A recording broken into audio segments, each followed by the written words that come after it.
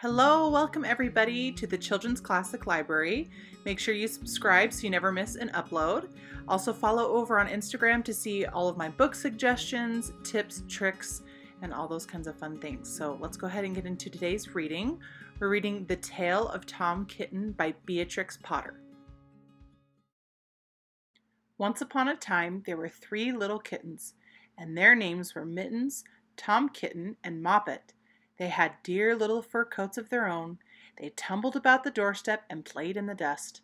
But one day their mother, Miss Tabitha Twitchit, expected friends to tea, so she fetched the kittens indoors to wash and dress them before the fine company arrived.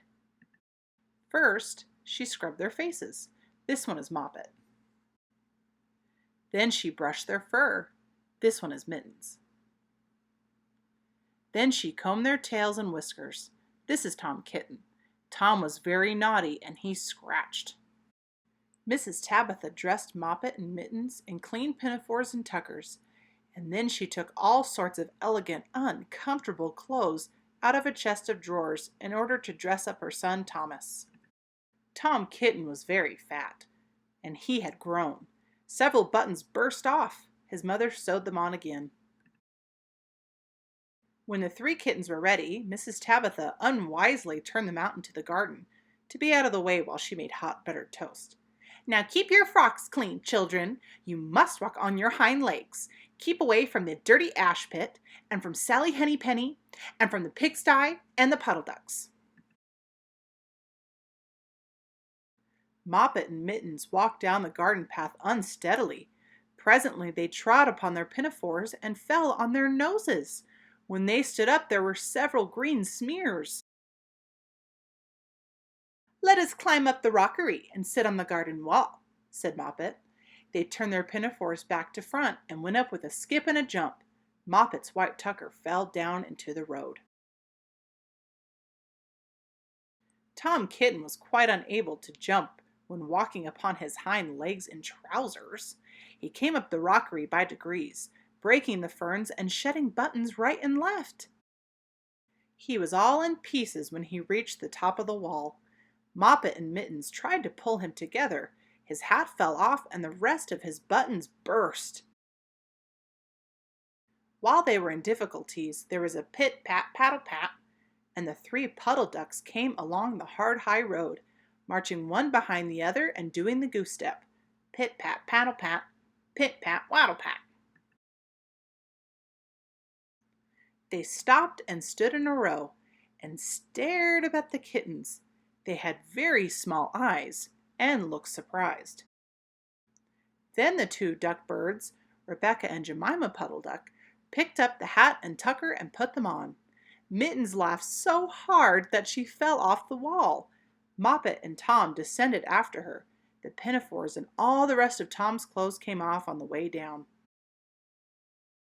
"Come, Mr. Drake Puddle Duck," said Moppet. "Come and help us to dress him. Come and button up Tom." Mr. Drake Puddle Duck advanced in a slow sideways manner and picked up the various articles. But he put them on himself. They fitted him even worse than Tom Kitten. "It's a very fine morning," said Mr. Drake Puddle Duck. And he and Jemima and Rebecca Puddle Duck set off up the road, keeping step. Pit-pat, paddle-pat, pit-pat, waddle-pat. Then Tabitha Twitchit came down the garden and found her kittens on the wall with no clothes on.